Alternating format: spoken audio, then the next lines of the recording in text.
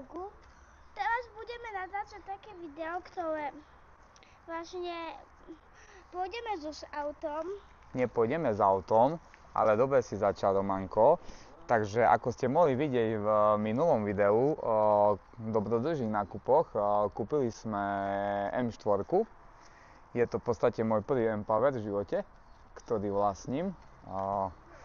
Nejak som sa tak rozhodnul, že viac menej Braňo Uhárek bol človek, ktorý ma nakopol, ktorý ma rovnako aj nahneval potom. Ale on bol človek, vďaka ktorému som začal vôbec pozerať po týchto M4 a nejak sa mi to tak zapáčilo a tak to nejak vyšlo, že sa mi to podarilo kúpiť. Jedná sa v podstate o M4 F82 s motorom S55 B30 v sériovom stave. Viac menej, čo sa týka motora, výfuku, aj viac menej všetkých vecí, auto je pomerne v pôvodnom stave. Je to dovoz z Ameriky. Čo bolo pre mňa najviac dôležité, bolo to, že by bolo auto s manuálnou prevodovkou, pretože ako ma väčšina kamošov pozná, nepotrebujem auto, s ktorým by som sa ukazoval, ale chcem auto, ktoré si chcem naplno užívať a automat by mi nedal to, čo od auta čakám. Čiže jednoznačná voľná voľba bola iba M4 s manuálnou prevodovkou. Preto je to aj dovoz z USA pôvodne, pretože tieto autá sa málo čo robili s manuálnymi prevodovkami, fakt len zriedkavo. Väčšinou tieto autá všetky skončili v Amerike. Čiže tak, auto, tak ako som spomínal, je v sériovom stave, takže prebehnú nejaké úpravy a postupne si to všetko ponatáčame. Keď vás to bude baviť, tak kľudne môžete sledovať naďalej tieto príspevky. Teraz dosť veľa času začneme venovať tomuto a postupne to začneme robiť. Mám za sebou aj svojho pomocníka. Hej. Ako sa voláš, pomocník môj? Romanko. Áno. A čo sa dneska chystáme na tom aute zrobiť, už vieš? Čo ideme dneska vyskúšať? Ideme ho vyskúšať. Neideme skúšať, ty by si sa len vozil. Čo som kúpil? Tam mám. Ale čo mám vnúka? Čo ideme dať? Druhé kolesa na ňo. Hej. Tie kolesa, ktoré sú na ňom, M4, asi zatiaľ ostanú, keďže druhé disky. A nakoniec mi to neprešlo u ženy, pretože sa jej to nepáčilo. Pretože to je vraj nemoderné. Takže nechávame zatiaľ M4 kolesa, ale sú dosť utopené. Sú na tom obuté sériové pneumatiky, vpredu sú 2.4.5, vzadu sú 2.7.5, ale sú strašne vysoké a utopené kolesa, takže vyzerá to hrozne. S autom chcem jazdiť, tak ako som spomínal, nechcem to len cukríkovať, takže v prvom rade auto musí fungovať. Zohnal som nové semislíky, síce staré, ale sú nové. Federali RSR-ka, 2.5.5, 35 18, takže ideme vyskúšať toto obuť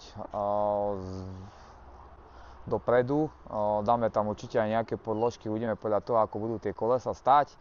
No a popasujeme sa s predkom, potom by sa zapustili takisto do zadku. Vzadu je viac menej jedno, to budem dať kadečo vo 18, čo zloženiem. Čiže tamto viac menej bude jedno. V dohľadnej budúcnosti určite budem chcieť vyriešiť športovú sedačku, keďže v týchto sedadlách strašne lietam. A nedrží to viac menej vôbec v tejto sedačke. Ešte dúfam, keď to je čierna v podstate koža, tak to lietam. Čiže určite by som chcel takisto navrhnúť nejakú konzolu na športovú sedačku do tejto M4. Je nám potrebné tu vyriešiť takisto hydraulickú ručnú brzdu. Na to nie sú ešte veľa vecí vymyslené, čiže hovorím, máme čo robiť. Výkon je tam sériový. Takisto plánujem objednať Schmidtmann katalizátory cez chlapcov z Vututu, ktorí mi to vedia objednať, čiže pokiaľ by ste mali takisto záujem o nejaké Schmidtmann produkty, kľudne sa im ozvite, určite vám zobia perfektnú cenu. Čiže určite v dohľadnej budúcnosti budeme riešiť tieto katalizátory a takisto aj ten MHD čip, s ktorým mu trošku naženieme viacej koníkov. Takže pozerajte zatiaľ, ahojte.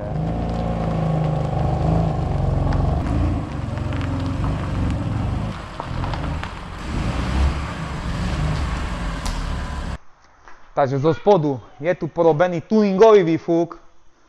Fajné Volkswagen Group sponky, tu nás sú šalené. Takto tu už kutil tlmiče. Dačo tu možno budeme musieť poprerábať, uvidíme. Takže pomocné katalizátory sú vybraté vonku. Je tu šalene hrubá rúra, ale že brutálne nejaká, ja neviem, podľa mňa to bude dá 100. Takže pomocné katy sú vybraté vonku. No, opiera sa to. Takže bude to zaujímavé. Normálne katalizátory tu máme. To budeme musieť nahradiť downpipami, keďže chceme robiť tu kone. Kone. No. Takže ideme si prezuť kolieska. Takže tak som sa rozhodol, že vyskúšame zadné 9-palcové dať dopredu. Tu máme na to pripravené aj gumky. Máme na tom obuté, vzadu boli obuté 275-40 R18 pneumatiky, ale sú strašne veľké. Takže vyskúšame na tieto 10-palcové 18 obuť tieto 255-ky. Obujeme to dopredu, jak to bude stať. Pokiaľ to bude veľmi zle, tak to obujeme naspäť na predné, ale si myslím, že lepšie to bude vyzerať, keď tá M4 bude vpredu rozčaptaná široká, keďže tieto kolesa budú najčastejšie na aute a vzadu sa budú meniť kolesa, tak preto volím obuť tie 18, pretože či je 18 tieto zadné 10-palcové, pretože tá pneumatika bude na tom viacej natiahnutá. Myslím si, že to bude lepšie vyzerať. Takže ideme to prezuť, vyskúšame a uvidíme, že čo. Takže 10-palcové kolesa nám dopredu nevojdu, pretože majú vysoké ETčko, opierajú sa o tlmič, takže budeme musieť ísť kúpiť dlhé šruby. Šrub mám plno, len bohužiaľ mám šruby iba 12, nie 14. A F-ko používa M14 1,25 stupane zavitu. Čiže momentálne tie kolesa dopredu nedáme. Takže idem dať zatiaľ druhé kolesa, lebo prezúvať sa mi to už nechce. Zajtra pôjdeme do Fusionu po dlhšie šruby a skúsime to tým pádom obuť s podložkami, aby nám to vošlo. Lebo teraz, keď dotiahnem koleso, tak koleso stojí, lebo sa nám to opiera o tlmič. Je veľmi vo vnútri to koleso.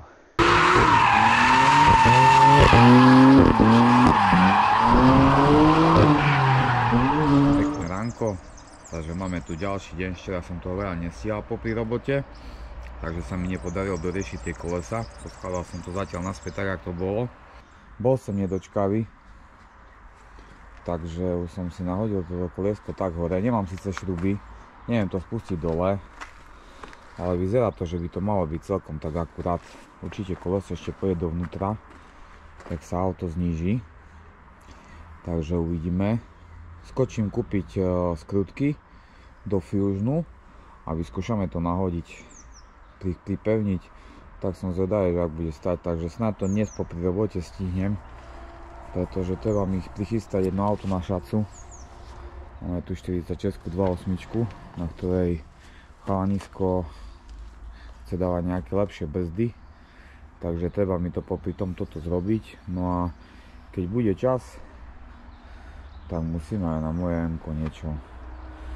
Ide to všetko strašne pomaly popri robote, lebo sa mu neviem plnohodnotne venovať.